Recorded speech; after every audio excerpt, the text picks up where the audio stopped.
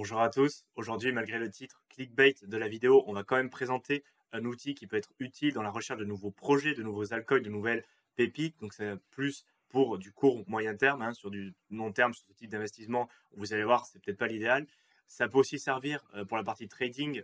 On verra ça aussi, même si c'est pas ce qu'on présente sur cette chaîne, mais je vous présenterai aussi les possibilités de cet outil. Donc, l'outil, concrètement, vous l'avez sous les yeux, c'est Moralis Money. Donc, il s'apparente à une plateforme Web3. On peut se connecter, alors soit avec son wallet directement, soit avec un mail. Ça se crée gratuitement, comme on va présenter aujourd'hui dans la session. Sur l'interface principale que vous voyez maintenant, on va pouvoir ajouter toute une série de filtres. Donc, premièrement aussi, sélectionner la blockchain. Là, on se rend compte que c'est plus axé sur l'EVM, avec vraiment pas mal de filtres, même pour la version gratuite de l'outil. Donc, avec les acheteurs nets, la buy pressure, l'âge du coin, bon, vous voyez la liquidité, le market cap, des choses un peu plus classiques.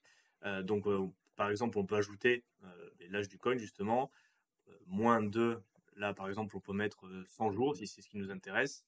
Et donc, on va pouvoir ajouter comme ça toute une série de filtres en appuyant sur Add Filter en fonction des critères qu'on a déterminés au préalable qui pourraient être intéressants pour notre recherche de projet. Et après, faire Run Stratégie. Donc, c'est regarder un peu ce que donne cette stratégie, mais en fait, c'est regarder en fonction de vos filtres les tokens qui sortent et même sauvegarder cette stratégie, ces filtres, du coup, ces options de filtres, si vous vous êtes connecté à la plateforme. En dessous, du coup, on a la liste des coins qui correspondent à nos filtres avec l'âge du coin, le deck score, qu'on va aller voir un peu après, le volume total, bon bref, plein de colonnes qu'on peut customiser aussi hein, en fonction de ce qu'on veut voir apparaître ou non. L'adresse du contrat aussi pour aller faire notre petite analyse on-chain à faire à part. Préciser aussi qu'en aucun cas c'est un conseil d'investissement pour les coins qui sortent ici. Pour ma part, c'est plus un outil de découverte de nouveaux projets qui demande à être bien plus creusé de par la suite, aller regarder les équipes du projet, le marketing, l'utilité, les volumes, métriques on-chain, enfin plein de choses, enfin, faire ses recherches concrètement avant d'investir sur le projet. Ce tool-là, Moralis Money, c'est plus, pour ma part, un outil de découverte et aucune des métriques qui sont présentées là ne doivent initier une décision d'achat et il faut aller creuser évidemment beaucoup plus par la suite avant d'investir dans quoi que ce soit. Peut-être faire un point rapide sur le Dex Score, c'est une métrique qui était par défaut que j'ai trouvé intéressante.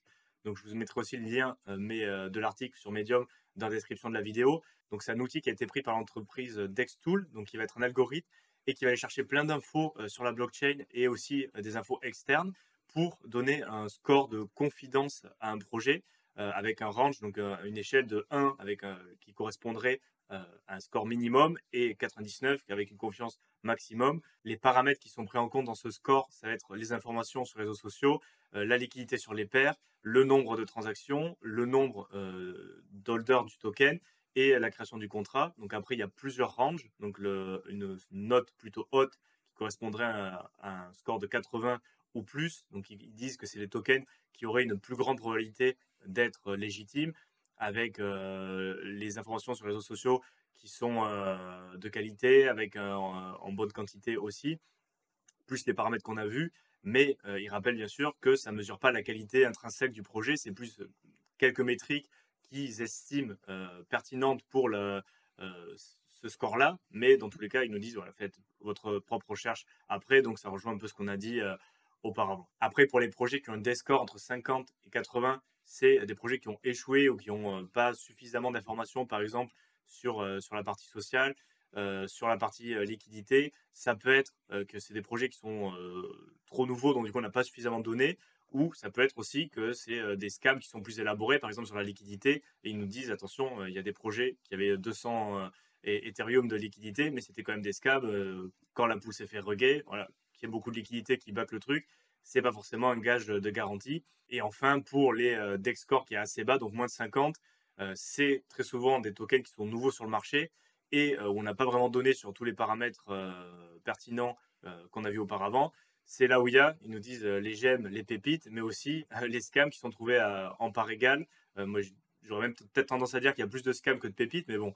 Et donc, bien évidemment, il y a beaucoup d'opportunités, mais ça demande de prendre beaucoup, beaucoup de risques parce qu'on ne sait pas quoi attendre du projet. Donc, s'il n'y a pas toutes ces métriques, c'est très compliqué. C'est plus du gambling qu'autre chose, même si des fois, il y en a qui peuvent exploser. Enfin, et pour terminer sur cet article, un petit tips qui est toujours bon de rappeler, donc vérifiez toujours, en plus l'outil nous donne l'adresse du contrat, donc vérifiez qu'il y a bien des transactions de vente. S'il y a seulement des transactions d'achat, c'est très certainement un scam. S'il y a peut-être la fonction qui n'est même pas codée, c'est même pas possible dans le contrat peut-être de vendre le token. Donc s'il y a que des transactions d'achat, attention, c'est très certainement un scam. Donc ça, c'était pour la partie présentation de l'outil. Comme on l'a dit au début aussi, faire un petit point sur le pricing. En premier, la version free, celle qu'on voit dans la vidéo, avec les options qu'on a vues, explorateur token, l'âge du coin qui soit supérieur à 7 jours, l'analyse des scams avec le deck score. On peut garder jusqu'à 3 stratégies, donc c'est quand même un petit outil sympa quand on débute ou même pour faire de la recherche de projet quand on ne sait pas trop où chercher, ben, peut-être y penser, aller mettre quelques filtres, voir ce qui sort. Après, bien évidemment, il y a des options payantes qui ont un coût beaucoup plus important pour le coup, parce que la version starter, qui est la suivante, ça vaut quand même 97 $ par mois, donc c'est pas rien. Par contre, il y a les infos en weekly et daily et pas seulement en quarterly ou monthly pour la version gratuite.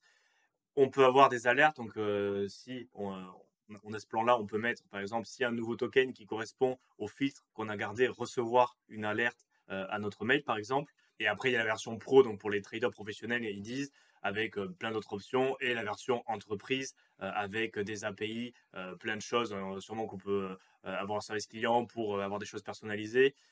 Bon, c'est juste pour vous présenter ce qui peut se faire si on paye sur cet outil-là.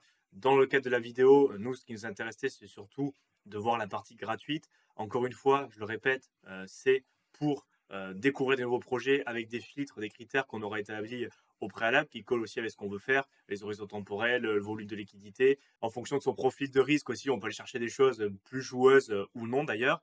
Mais dans tous les cas, ça demande d'aller faire beaucoup plus de recherches après, dans le cas où on est dans de l'investissement, même court, moyen terme, aller regarder les équipes du projet, voir l'utilité, parce que les métriques on-chain et le deck score, ça peut donner une petite idée de savoir déjà si c'est un scam ou pas au premier abord, mais bien évidemment, pour l'investissement un peu plus sérieux, il va falloir aller creuser beaucoup plus le projet, et donc c'est juste une première étape dans tous les cas, cet outil-là. Donc j'espère que cette vidéo vous a plu, qu'elle vous a été utile. Si c'est le cas, n'hésitez pas à mettre un petit like, vous abonner aussi à la chaîne parce qu'il y en a plein d'autres comme ça qui arrivent. Je vous mets dans la description de la vidéo le lien vers Moralis déjà, mais aussi vers mon guide offert pour ceux qui souhaitent commencer à investir dans la crypto-monnaie. Et puis pour ma part, je vous laisse et on se retrouve dans une vidéo très bientôt. Salut à tous.